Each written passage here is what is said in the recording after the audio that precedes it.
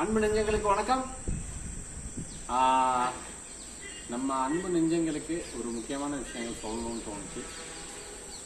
அதாவது வாழ்க்கையில் ரொம்ப பேர் யோகா, மெடிடேஷன் இதெல்லாம் பற்றி நிறையா சொல்கிறாங்க. அப்படிலாம் ஒன்றும் பெரிய கம்பு சுத்துற இது கிடையாது. துறவியா போய் தான் இறைநிலை அடையணும்னு கிடையாது. இல்லறத்தில் இருந்தும் இறைவனை அடையலாம். அதாவது உங்கள் வாழ்க்கையில் நீங்கள் உணர்ற வரைக்கும் எந்த ஒரு சாமியார் சொல்கிறதோ யார் சொல்கிறதையும் நம்பாதீங்க. எனக்கு தெரிஞ்ச என்னுடைய அனுபவத்தில் நான் பெற்ற ஒரு வழிமுறையை நான் உங்களுக்கு சொல்லணும்னு விரும்புகிறேன். அதாவது யோகாவில் பல ஸ்டெப்ஸ் நிறைய உண்டு, அவ்வளோது வேண்டியதில்லை. சிம்பிளாக ஒரு சம்சாரியாக வாழ்கிறவங்களும் செய்யக்கூடிய ஒரு விஷயத்தை நான் சொல்கிறேன். யாருக்கெல்லாம் இது பிடிச்சிருக்கோ அவங்க ஃபாலோ பண்ணி பாருங்கள். யோகாவில் வந்துட்டு வலது பிங்காலா இடது பிங்காலா அப்படிங்கிறத தனித்தனியாக சொல்லுவாங்க. இதில் ஃபஸ்ட்டு ஸ்டெப்பு யோகா பண்ணும்போது சமணம் போட்டு அர்த்த சித்தாசனம், அது தெரியலனாலும் பரவாயில்ல, நல்லா சமணம் போட்டு உட்காந்துக்கங்க. உட்காந்துட்டு கண்ணை மூடி மூக்கு நுனியிலேருந்து நல்ல ஒரு டீப் பிரீத் பண்ணுங்க. எவ்வளோ நாளைக்கு உங்களால் சைலண்ட்டாக அந்த பிரீத் உள்ளே ஹோல்டு பண்ண முடியுதோ ஹோல்டு பண்ணி வைங்க. எப்போ ரிலாக்ஸாக வெளியில் விடணும்னு தோணுதோ அப்போ மெதுவாக மென்மையாக அந்த காற்றை வெளியில் விடுங்க. ஸ்டெப் 1. ஸ்டெப் 2, இந்த மோதிர விரல் இதை இங்கேருந்து வச்சு கீழே வந்தீங்கன்னா அந்த இடத்துல க்ளோசிங் பாயிண்ட் இருக்கு. அந்த இடத்துல க்ளோஸ் பண்ணிவிட்டு இந்த பக்கமாக மெதுவாக நீங்கள் சுவாசம் பண்ணும்போது நிறைய காற்று உள்ளே இழுக்க முடியும். அது நீங்கள் ப்ராக்டிஸ் பண்ணி பாருங்கள், உங்களுக்கு புரியும்.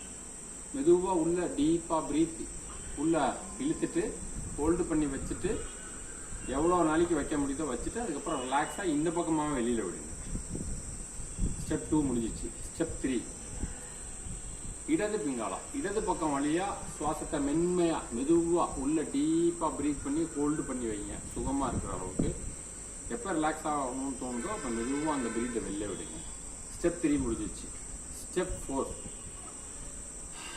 நீங்கள் சுண்டு விரலால் இந்த பக்கத்தை மூடிட்டு இடது பக்கத்தை க்ளோஸ் பண்ணிவிட்டு வலது கை பக்கமாக சுவாசத்தை மெதுவாக ஃபுல்லாக இழுத்து ஹோல்டு பண்ணிவிட்டு இந்த விரலால் ஆள்காட்டி விரலால் க்ளோஸ் பண்ணி உள்ளே ஹோல்டு பண்ணி வைங்க. எவ்வளோ நாளைக்கு சுகமாக வைக்க முடியுதோ வச்சுட்டு இந்த சுண்டு விரலை ரிலீஸ் பண்ணிவிட்டு மெதுவாக மென்மையாக வெளியில் விடுங்க. அதுக்கப்புறம் இந்த பக்கமாக இடது கை பக்கமாக சுவாசத்தை மென்மையாக உள்ள மெதுவாக இழுத்து பாருங்கள், நிறையா போகும் காற்று உள்ள. அதுக்கப்புறம் இந்த பக்கத்தை க்ளோஸ் பண்ணி எவ்வளோ நாளைக்கு உள்ளே ஹோல்டு பண்ணி வைக்க முடியுதோ ஹோல்டு பண்ணி வச்சுட்டு அப்புறம் இந்த பக்கமாக வெளியில் விடுங்க. ஸ்டெப் 5, இதை ஒரு நாளைக்கு ஒரு வாட்டி செய்யுங்க. ஒன்று சூரிய உதயம் காலையில் ஆகும்போது அதுக்கு முன்னாடி, இல்லைன்னா அதுக்கப்புறம் அந்த டைமிங்கில் நீங்கள் பண்ணுங்கள், ரொம்ப சப்போர்ட்டிங்காக இருக்கும். அப்படி காலையில் முடியலன்னா ஈவினிங் அந்த டைமிங்கில் சூரிய உதயம் சூரிய மறைவு எப்போ நடக்குதோ அப்போதைக்கு சூரிய மறைவுக்கு முன்னாடியோ பின்னாடியோ அதை செய்யுங்க. அப்படி முடியல அப்படின்னாக்கா காலையில் உங்கள் ஹெல்த்துக்காக வேண்டி நீங்கள் இதை பண்ணுங்கள். காலையில் 3:20 to 3:40 ரொம்ப அற்புதமான நேரம். மெயினான விஷயம், ஏசி ரூமில் உட்காந்து செய்யாதீங்க. நல்ல காற்றோட்டம் இருக்கிற இடத்துல உட்காந்து செய்யுங்க. இந்த காற்றோட்டமாக இருக்கிற இடத்துலேருந்து நீங்கள் ப்ரீத் பண்ணும்போது உள்ள ஆர்கன்ஸ் எல்லாம் ரீஃப்ரெஷ் ஆகும். சக்கராசுன்னு சொல்கிறாங்கல்ல, 7 சக்கராசு இந்த மாதிரிலாம், இது எல்லாமே உண்மையிலே ஆட்டோமேட்டிக்காக உள்ள ஃபங்க்ஷன் ஆகும். இது செய்யுங்க. இதோட ஒரு 5 to 10 minutes கண்ணை மூடி சமணம் போட்டு அமைதியாக கண்ணை மூடி உட்காருங்க. உங்கள் மனசு அங்கங்கே அலைப்பாயலாம், எந்த விஷயத்தை வேணாலும் நோக்கி போகலாம். எதையும் அப்படியே விட்டுருங்க. ஆட்டோமேட்டிக்காக கொஞ்சம் நாளில் உங்கள் கண்ட்ரோலில் வரும். அப்போ ஒரு நாள் கண்டிப்பாக நீங்கள் அந்த இறைநிலையை உணர்வீங்க.